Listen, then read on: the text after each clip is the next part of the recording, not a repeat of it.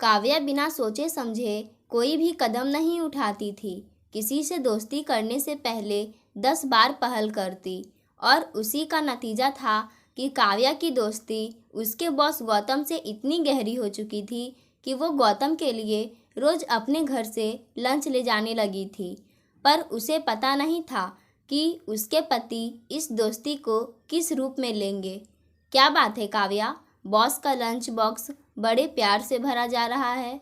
अनूप ने शैतानी से मुस्कुराकर आंखें नचाते हुए कहा। हाँ हाँ, क्यों नहीं, काव्या मुस्कुराकर बोली। आखिर बॉस किसका है? काव्या सबका लंच बॉक्स पैक कर रही थी, पति का, बेटे का, बेटी का और अपना खुद का। तभी पति की ओर से यह टिप्पणी मिली। इस बीच अनूप ने काव्या को छेड़ने के लिए अपना मनपसंद गीत गुनगुनाना शुरू कर दिया। चाहने वाले तुम्हें और भी है, इसे भी नज़रअंदाज कर काव्या दफ्तर जाने के लिए कपड़े बदलने चली गई। हर कामकाजी महिला की तरह काव्या की सुबह का एक एक मिनट गिना हुआ होता था, जिसमें किसी तरह के नए काम के लिए स्थान नहीं था, चाहे वह मजाक पर हंसना या उसका जवाब देना ही क्यों ना हो। हालांकि खाना बनाने का काम नौकरानी करती थी, लेकिन लंच पैक करने का काम वह खुद ही करती थी। दफ्तर, परिवार, घर, इन सब के बीच समय कहाँ उड़ जाता था पता ही नहीं चलता था। फिर भी वह समय निकालकर घर के छोटे छोटे काम खुद ही करने की कोशिश करती थी, जिससे सब लोगों के प्रति उसके प्रेम का प्रदर्शन होता था और साथ ही उसे खुशी का एहसास भी होता था। इस समय उसे अपनी दादी और नानी दोनों मुहावरे के तौर पर नहीं, असलियत में याद आती थी। उसकी दादी बहुत ही ऐशो आराम में पली थी। उसे अपनी उंगली तक हिलाने की ज़रूरत नहीं पड़ती थी। उधर नानी के पास सब कुछ था, लेकिन वे खुद काम करने में विश्वास रखती थी और हर समय दौड़ती भागती ही रहती थी। काव्या हमेशा चाहती थी कि दादी की तरह जिंदगी गुजरे, लेकिन नियति ने उसे नानी की जिंदगी गुजारने पर लाकर छोड़ दिया था। काव्या बड़े उमंग से ऑफिस जाने की तैयारी कर रही थी। करे भी क्यों ना, उसका साथी कर्मचारी गौतम अब उसका बॉस बनकर जो आ गया था। इससे पहले वह क्षेत्रीय कार्यालय में काम करता था। उसकी पत्नी और बेटा कोलकाता में रहते थे। वह इस मुख्यालय में अकेला ही आया था। काव्या गौतम को उस दिन से जानती थी जब वह पहले दिन इस दफ्तर में आई थी। इससे पहले वह बड़े पब्लिक स्कूल में काम किया करती थी। यूँ तो काव्या का सरकारी नौकरी के प्रति कोई आकर्षण नहीं था, लेकिन परिवार के लोगों और मित्रों ने जब जोर देकर कहा कि उसे यह नौकरी कर लेनी चाहिए, क्योंकि सरकारी नौकरी में कुछ और हो ना हो, नौकरी की सुरक्षा जरूर रहती है, तो वह इस नौकरी में चली आई और अब हर पल पछताती रहती थी कि उसने लोगों की बात क्यों मानी। प्राइवेट स्कूल का माहौल अलग था, जबकि सरकारी दफ्तर का माहौल बिल्कुल अलग। दोनों में जमीन आसमान का अंतर था।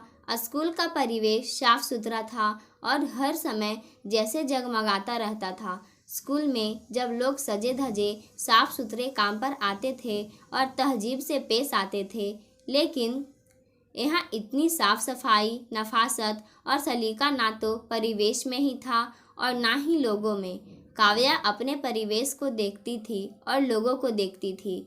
अक्सर यह कुढ़ती रहती थी कि किस घड़ी में उसने फैसला किया था कि स्कूल को छोड़कर यहाँ इस सरकारी दफ्तर में आ मरी। लेकिन जब उसने गौतम को देखा, जो बिल्कुल हीरो जैसा लगता था, तो उसे लगा कि चलो, यहाँ भी कुछ लोग तो ऐसे हैं जिन्हें देखा जा सकता है। काव्या पहले दिन दफ्तर में खूब सज धज कर गई। जल्द ही सभी उससे प्रभावित हो गए। उसकी चर्चा पूरे ऑफिस में थी। एक दिन गौतम किसी काम से उसके विभाग में आया और उसके पास आकर बहुत संजीदगी से बोला, क्या मैं आपसे एक बात पूछ सकता हूँ? हाँ हाँ, क्यों नहीं, काव्या ने कहा। यह आज चांद दिन में कैसे निकला है? इसके जवाब में काव्या ने तुरंत खिड़की से बाहर देखते हुए कहा था। अच्छा देखूं। खिड़की के बाहर कोई चांद नहीं था। इस बीच मौका देखकर गौतम वहां से खिसक गया। काव्या की समझ में नहीं आया था कि आखिर उसने यह सवाल क्यों पूछा था। पूरे दिन यह बात उसके दिमाग में घूमती रही और जब वह घर वापस जा रही थी तब उसे समझ आया कि वह क्या कहना चाहता था। इस पर वह खूब हंसी थी। हालांकि दोनों का ही आमना सामना बहुत कम होता था क्योंकि दोनों के विभाग अलग अलग थे। गौतम को अक्सर लोग, खास तौर से लड़कियां और महिलाएं घेरे रहती थी और काव्या का स्वभाव ऐसा नहीं था कि वह अपनी ओर से पहल करके किसी तरह की दोस्ती की तरफ कदम बढ़ाए। फिर वे एक लंबे अरसे तक एक दूसरे के संपर्क में नहीं रहे। गौतम कुछ सालों के लिए काम के सिलसिले में विदेश चला गया। जब गौतम विदेश का अपना कार्यकाल समाप्त करके लौटा तो उसकी तरक्की हो गई और उसका क्षेत्रीय केंद्र में तबादला कर दिया गया। एक बार काव्या की बेटी को मेडिकल प्रतियोगिता की परीक्षा में भाग लेने के लिए उस शहर में आना था जहां गौतम की पोस्टिंग थी। तो काव्या ने हालांकि कुछ संकोच के साथ उसे फ़ोन करके इस बारे में जानकारी दी और पूछा कि क्या वह इस सिलसिले में उसकी बेटी और उसके साथ जा रहे पति के लिए कुछ व्यवस्था कर सकता है। क्षेत्रीय निदेशक होने के नाते गौतम के लिए यह कोई बड़ी बात नहीं थी। उसने अपने रसूख का इस्तेमाल करके न केवल उनके आने जाने की व्यवस्था कर दी बल्कि शहर में रहने का अच्छा इंतजाम भी कर दिया। इस बीच कुछ ऐसा हुआ कि गौतम को कुछ महीनों के लिए दिल्ली यानी काव्या के कार्यालय में काम करना पड़ा। इस दौरान उनकी दोस्ती थोड़ी और आगे बढ़ी। दोनों अक्सर ही दोस्तों के साथ चाय वगैरह के समय मिल जाते थे और कुछ हंसी मजाक और आपसी बातों के लिए समय निकाल लेते थे। यह सिलसिला ज़्यादा समय तक नहीं चल पाया क्योंकि गौतम जल्दी ही वापस लौट गया, लेकिन उनकी दोस्ती का सिलसिला चल निकला। दोनों अक्सर फ़ोन पर बातें करते, एक दूसरे से बात करके दोनों को खुशी मिलती थी। जब भी निजी तौर पर या काम के सिलसिले में गौतम मुख्यालय आता तो कोई ना कोई ऐसी व्यवस्था हो जाती थी कि दोनों की मुलाकात होती। अंग्रेजी के एक कहावत है कि समान पंखों वालों एक पक्षी एक साथ उड़ते हैं। मतलब अगर हम में कुछ समानताएं हैं तो हम एक दूसरे की तरफ आकर्षित होते हैं। लेकिन क्या यह इतना सीधा है? ऐसा भी होता है कि जब हमें हमारी पूरक चीज़ें मिलती है तो भी हम उसकी तरफ आकर्षित हो सकते हैं। वही बात यह भी हो सकती है कि जहाँ हमें सम्मान मिलता है या जहाँ हमें सुख मिलता है हम वहाँ रहने की ज़्यादा कोशिश करते हैं। गौतम की फिर से तरक्की हुई और वह काव्या के विभाग का निदेशक बनकर मुख्यालय में आ गया। इसमें प्रकट रूप से सबसे ज़्यादा खुशी काव्या को ही हुई। उसने न केवल उसका भरपूर स्वागत किया बल्कि कह भी दिया कि वह इस बात से बहुत खुश है। उसके स्वागत में उसने अपने पारिवारिक लंच भी रखा। बातों बातों में गौतम ने बताया कि वह अकेला ही आया है और मुख्यालय में काम के दौरान उसे अकेले ही शहर में रहना है। काव्या ने स्वाभाविक रूप से उसके खाने, रहने और बाकी इंतजामों के बारे में पूछताछ की। गौतम ने बताया कि वह बाहर से खाना मंगवा लेता है और घर की सफाई, कपड़ों की धुलाई वगैरह के लिए नौकरानी आती है। इस बीच बातचीत के अगले ही दिन दफ्तर में काव्या ने इंटरकॉम पर गौतम को बताया कि वह उसके लिए लंच लाई है। साथ ही उसने जोर देते हुए कहा, लंच खा लेना। यह सुनकर गौतम को झटका सा लगा। उसके मुंह से निकला, क्यों? क्योंकि दोपहर को भूख लगती है। काव्या ने कहा, मेरा मतलब है कि लंच लाने की जहमत क्यों की? गौतम ने बात साफ की। काव्या ने सरलता से कहा, खाने के लिए। गौतम ने संकोच से कहा, लेकिन तुम्हें इतनी तकलीफ करने की क्या ज़रूरत थी? काव्या ने कहा, इसमें तकलीफ जैसी कोई बात नहीं है। मेरे घर में खाना बनाने के लिए नौकरानी आती है मेरा काम सिर्फ इसे लाने का है। इससे कम से कम तुम्हें दिन के समय तो घर का खाना मिल जाएगा और इसमें ज़्यादा बहस करने की गुंजाइश नहीं है। चुपचाप खाना खा लेना। गौतम को अभी भी संकोच था। इसकी क्या ज़रूरत थी भला? काव्या ने जैसे अपना फैसला सुनाते हुए कहा, ज़रूरत थी इसीलिए लाई हूँ और अब हर रोज़ मैं लंच लेकर आऊँगी। गौतम काव्या द्वारा लंच लाने की बात से खुश तो था कि चलो कोई तो ध्यान रखने वाला है, लेकिन वह यह भी नहीं चाहता था कि उसके लिए काव्या को परेशानी उठानी पड़े। दूसरी बात यह थी कि अगर काव्या रोज़ लंच लेकर आएगी तो यह बात छिपी नहीं रहेगी और दफ्तर में सबको पता चल जाएगा। इस पर तरह तरह की बातें बनेंगी, हंसी मजाक बनेगा। बल्कि यह भी संभावना थी कि दोनों को परिवार के लोगों, मतलब एक के पति और दूसरे की पत्नी में भी इस बात को लेकर कुछ मनमुटाव हो सकता है। उसे चिंता इस बात को लेकर भी थी कि काव्या का पति क्या सोचेगा। साथ ही यह भी चिंता थी कि खुद उसकी पत्नी ऐसी बातें जानकर क्या कहेंगी। लेकिन इन सब के बावजूद वह इस प्यार के व्यवहार को स्वीकार करने से मना नहीं कर सका। ऐसा नहीं था कि काव्या को गौतम के लिए खाना लाने के लिए घर से कुछ छिपाने की ज़रूरत हो। यह काम उसने अपने पति की सहमति के साथ किया था। पति को इस बात से कोई ऐतराज़ नहीं था, इसलिए उसने हाँ कर दी थी।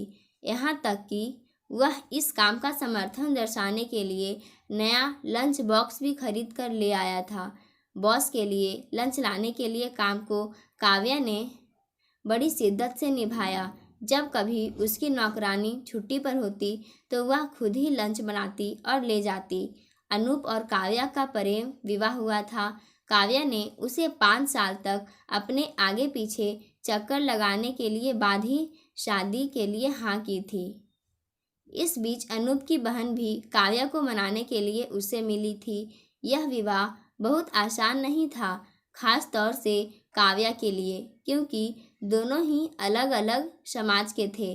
काव्या का समाज थोड़ा पुरातन पंथी था और अपने समाज से बाहर विवाह करने के बारे में वे लोग सोच भी नहीं सकते थे। काव्या ने तो इस शादी के लिए हाँ कर दी, लेकिन उसके पिता ने ना कर दी। फिर काव्या ने इस काम के लिए अपने चाचा की मदद लेने के लिए सोची।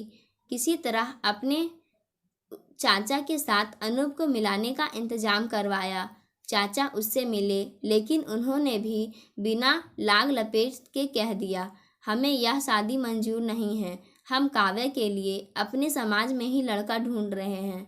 अनूप यह सुनकर मायूस हुआ, पर उसने हिम्मत नहीं हारी। उसने संभल कर कहा, ठीक है, आप ढूंढ लीजिए और अगर लड़का नहीं मिला तो प्लीज़ मेरी शादी काव्या से करवा दीजिएगा। चाचा ने कहा, ऐसी कोई बात नहीं है, लड़का मिल जाएगा। ऐसे कामों में समय लगा करता है। आप भी कब तक इंतज़ार करेंगे? इस पर अनूप ने कहा, जब तक आप कहेंगे मैं इंतज़ार करूँगा। चाचा ने कहा, इसमें सालों भी लग सकते हैं। अनूप ने जवाब दिया, फिर भी मैं इंतज़ार करूँगा।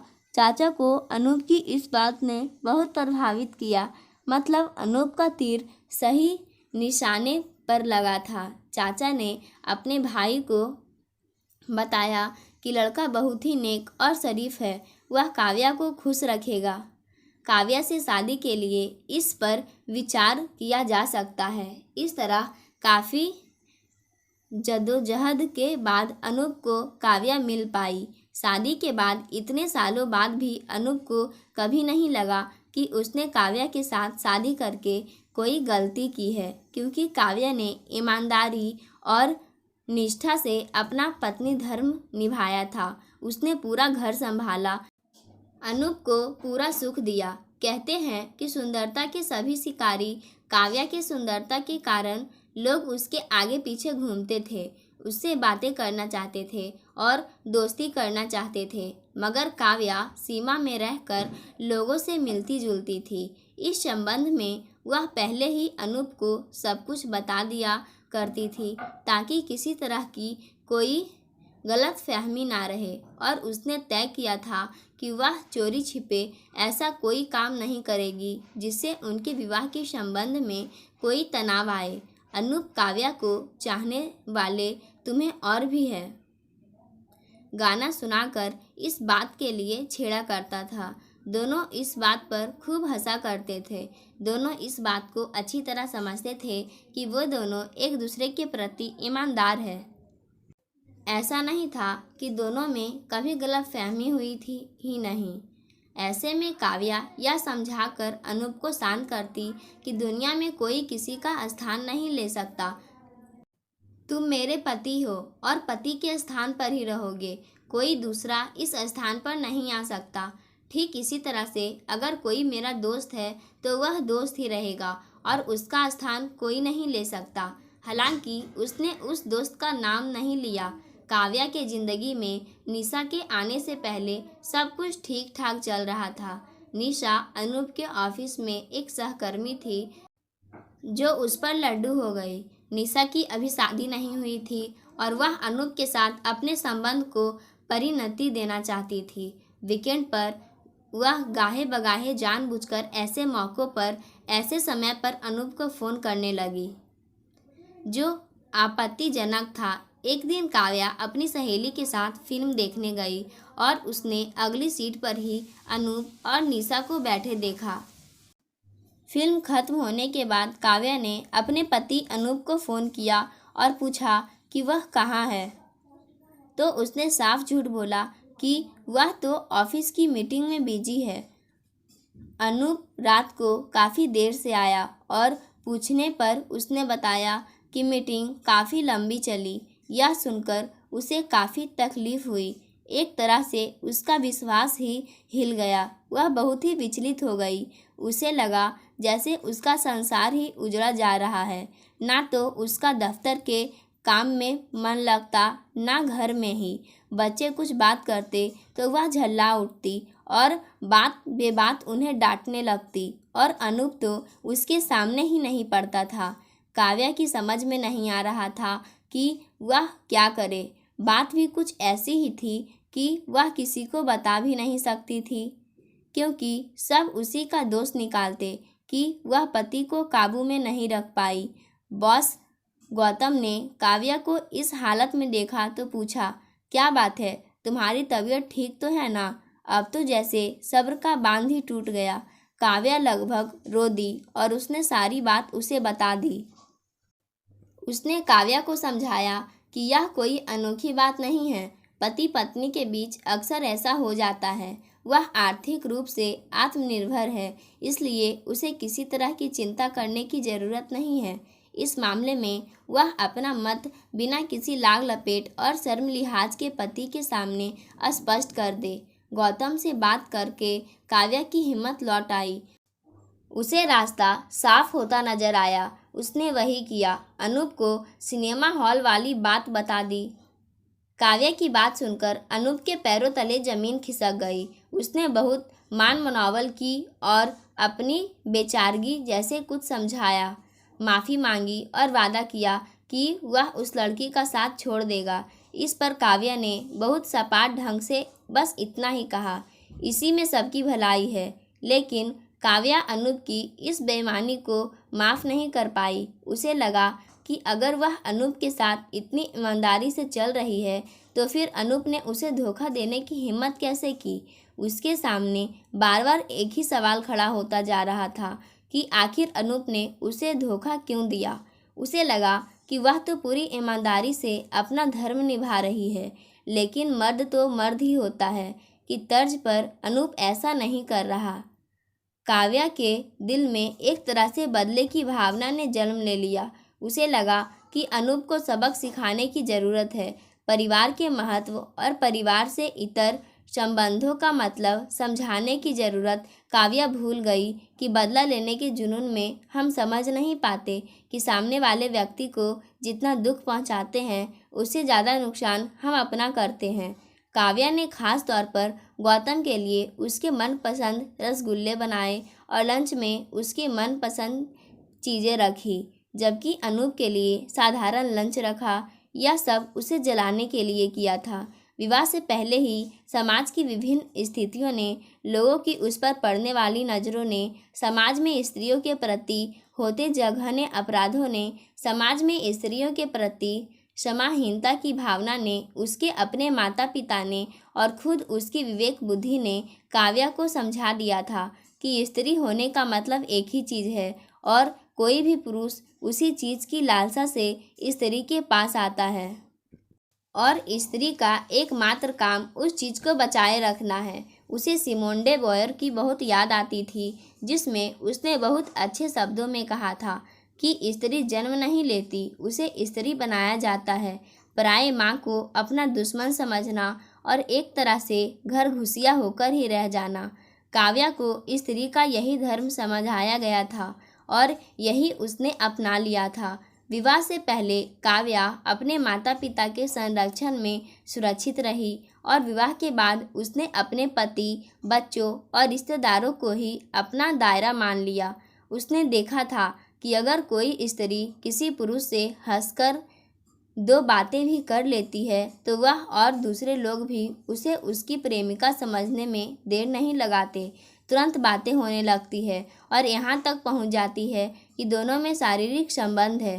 स्त्री जहाँ पुरुषों में मित्रता, सहृदयता, उदारता, करुणा और अपनेपन की भावना तलाशती है, तो वहीं पुरुष के उसके रूप, रंग, शरीर के आकार, प्रकार ही नजर आ रहती है। अंतर बस इतना हो सकता है कि कुछ इस मामले में इतने निर्लज होते हैं कि अपनी अंतिम भावनाओं को छिपाते नहीं हैं और कुछ इतने संवेदनशील, इतने संकोची होते हैं कि अपनी भावनाओं को पता ही नहीं चलने देते। लेकिन कुल मिलाकर दोनों प्रकार के लोगों का लक्ष्य एक ही होता है। जिस काम के लिए स्त्री को खुद को भावनात्मक रूप से तैयार करने की ज़रूरत होती है, उसके लिए पुरुष को केवल स्थान की ज़रूरत होती है। ऐसा नहीं था कि काव्या को पुरुषों का साथ पसंद नहीं था। हकीकत यह थी कि वह स्त्रियों के मुकाबले पुरुषों का साथ ज़्यादा पसंद करती थी। उसने स्त्रियों के व्यवहार में एक तरह की रूटीन बातें देखी थी। वे ही घिसी पिटी घर गृहस्थी की बातें पा, दफ्तर को गॉसिप, वहाँ उसे स्वार्थपरता और संकीर्णता भी नजर आती थी। वहीं पुरुषों में यह स्वार्थपरता और संकीर्णता नजर नहीं आती थी, लेकिन वह स्वार्थपरता और संकीर्णता के दूसरे ही मायने हो जाते थे। यही वजह था कि वह इन चीज़ों से दूर ही रहती थी। उसने अपने लिए एक ऐसा कवच जैसा बना लिया था जिसे भेद पाना पुरुषों के लिए मुश्किल था। काव्या को ऐसी फिल्में भी पसंद नहीं थी जिसमें स्त्री को केवल प्रदर्शन की वस्तु के रूप में दिखाया जाता, यानी उसे ज़्यादातर हिंदी फिल्में पसंद नहीं थी। उसकी अक्सर लोगों से खूब बहस हो जाती थी जब वे स्त्री की कुशलता, बुद्धिमत्ता, कर्मठता आदि को मान्यता देने के बजाय इस बारे में बात करते थे कि स्त्री को आगे बढ़ने का कारण मुख्य रूप में उसका स्त्री होना ही। उनकी बातें सुनकर काव्या अक्सर सोचा करती थी कि अगर सिर्फ बुद्धिमत्ता, कर्मठता, कुशलता आदि ही ज़्यादा महत्व की वस्तुएं हैं तो स्त्रियां इतना सजती संवरती क्यों हैं? वे किसके लिए 16 श्रृंगार करके घर से बाहर निकलती है? ऐसे तो नहीं कहा जा सकता कि वे ऐसा अपने लिए ही करती है, क्योंकि सजने धजने के बाद वे चाहती है कि लोग उन्हें देखें, उनकी तारीफ करें, उन्हें पसंद करें। खुद उसे भी अच्छे ढंग से रहना, बनना, संवरना, अच्छे कपड़े पहनना पसंद आता था। लेकिन इस सब के माध्यम से अगर पुरुष उसके साथ सिर्फ शारीरिक संबंध ही बनाना चाहते थे तो यह उसकी समझ के परे की बात थी। ऐसे में वह अनूप से कैसे बदला ले कि सांप भी मर जाए और लाठी भी ना टूटे। अनूप के सामने अपनी अहमियत जताने के इरादे को अंजाम देने के लिए सबसे पहले काव्या को गौतम की याद आई। काव्या ने उसे फ़ोन किया और उसके साथ अपनी दोस्ती को प्रेम में बदलने का निश्चय किया। फिर दोनों एक दूसरे के साथ बाहर जाने लगे, जिसके द्वारा काव्या यह दिखाना चाहती थी कि अनूप की तरह वह भी कर सकती है। उसके पास किसी तरह की कमी नहीं है। इस संबंध में भी काव्या ने अपनी सीमा को बनाए रखा। उसने किसी तरह की लक्ष्मण रेखा पार नहीं की और शायद यही कारण था कि यह संबंध बहुत आगे नहीं जाने वाला था। एक बार ऐसा हुआ कि उसने गौतम के साथ बाहर जाने का प्रोग्राम बनाया। काव्या तो वहाँ समय पर पहुँच गई, पर वह बिना कोई सूचना दिए नहीं आया। काव्या को आघात जैसा लगा। उसकी समझ में नहीं आया कि इस धोखे में वह किस तरह से बर्दाश्त करे। जब काव्या को कुछ और नहीं सूझा तो उसने बिना सोचे समझे अनूप को फ़ोन किया, सारी स्थिति बताई और कहा कि वह बहुत बेचैन है, यह उसे तुरंत आकर ले जाए। अनूप काव्या को लेने चला गया। उसका मूड ठीक करने की अनूप ने भरसक कोशिश की। अच्छा खाना खिलाया और मॉल में घुमाया, उसके लिए उपहार खरीदे, यहाँ तक कि उसे खुश करने के लिए गौतम को फ़ोन भी किया। अनूप के लिए इस सारे प्रसंग में आशा की एक किरण यह थी कि वह समझ रहा था कि इस घटना के बाद शायद गौतम के साथ काव्या का मिलना जुलना कम हो जाए। हालांकि काव्या द्वारा गौतम के लिए रोज़ रोज़ लंच लाने की बात उसे जच नहीं रही थी। जब काव्या को छुट्टी लेनी पड़ती थी, ऐसे दिनों में वह अनूप से उसके लिए लंच ले जाने की पेशकश करती थी। कहा जाता है कि पुरुष के दिल का रास्ता उसके पेट से होकर गुजरता है। पता नहीं यह बात कहाँ कितनी लागू होती है, लेकिन यह जरूर हुआ कि उन दोनों की परगाढ़ता बढ़ने लगी। ये अक्सर बाहर मिलते, दफ्तर से घर पहुंचने पर फ़ोन पर लंबी लंबी बातें होती। काव्या गौतम की एक एक चीज़ के बारे में पता करने की कोशिश करती और दूर रहते हुए भी उसकी हर ज़रूरत का ख्याल रखने की कोशिश करती। उसे सलाह देती, कोच कोच कर पूछती रहती कि खाना खाया कि नहीं। कुल मिलाकर वह गौतम के लिए एक तरफ से भौतिक और मानसिक दोनों तरह का संबल बनती चली गई। उधर काव्या का पति, बेटा और बेटी, उसकी माँ, बहन, भाई, सहेलियाँ और बाकी दूसरे रिश्तेदार भी उससे हमेशा शिकायत करने लगे कि भाई तू रहती कहाँ है, जब भी फ़ोन करते हैं तो तेरा फ़ोन बिजी रहता है, तू हमसे बहुत कम मिलती है। जवाब में या तो काव्या मुस्कुरा देती या इसका जवाब टाल देती, क्योंकि उसे पता था कि उसका ज़्यादातर समय अब गौतम के लिए निर्धारित हो गया था, जिसे वह किसी को बता नहीं सकती थी। अनूप को कुछ संदेह होने लगा था कि यह बात अब लंच ले जाने तक ही सीमित नहीं रही और आगे बढ़ चुकी है। वह काव्या पर संदेह नहीं करना चाहता था, लेकिन शायद उस दायरे में घुसने की कोशिश करने लगा था। एक बार जब अनूप ने काव्या को दफ्तर में फ़ोन करके बताया कि आज लंच बहुत अच्छा था, तो काव्या ने कहा कि हाँ, क्यों अच्छा नहीं होगा, आखिर किसकी देखरेख में बनता है, और तुम्ही नहीं, बहुत सारे लोग तारीफ करते हैं। अनूप समझ गया कि उसका इशारा अपने बॉस की तरफ था, लेकिन वह कुछ बोला नहीं। बोलता भी क्या। एक बार अनूप का जन्मदिन था तो उसने देखा कि काव्या रसोई में कुछ काम कर रही है और फ़ोन पर बातें भी कर रही है। यह देख अनूप को गुस्सा आ गया। वह चिल्ला कर बोला, यह क्या मतलब है? किसी दिन तो हमारे लिए भी समय निकाल लिया करो। काव्या ने फ़ोन काट दिया, लेकिन वह अपनी नाराज़गी दिखाने से बाज नहीं आई। उसने अनूप को सख्ती से कहा, इस तरह की झल्लाहट ठीक नहीं है। अगर तुम्हें कोई चीज़ गलत लगती है तो सीधे सीधे कह दो, मैं उसे तुरंत बंद कर दूंगी।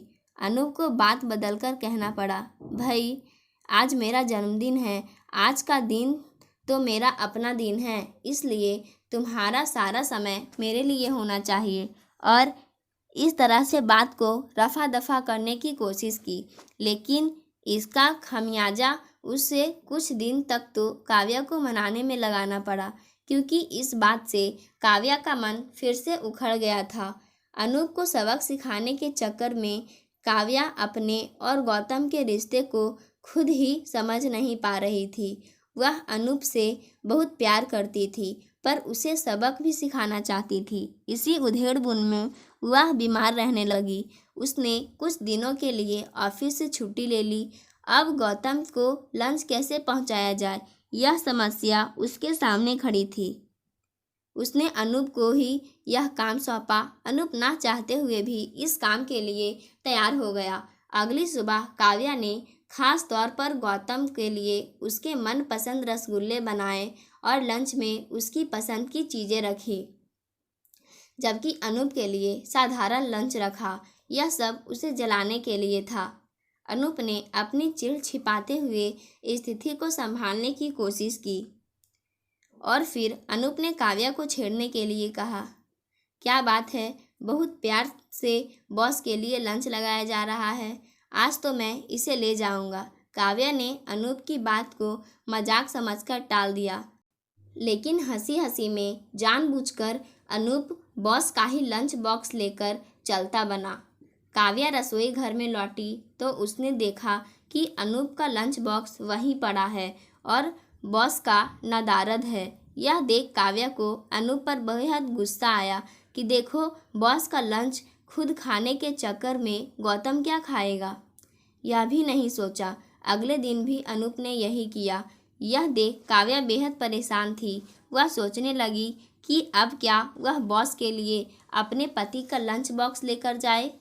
वह तुरंत तैयार होकर पति अनूप का लंच लेकर गौतम को देने ऑफिस के लिए निकल पड़ी।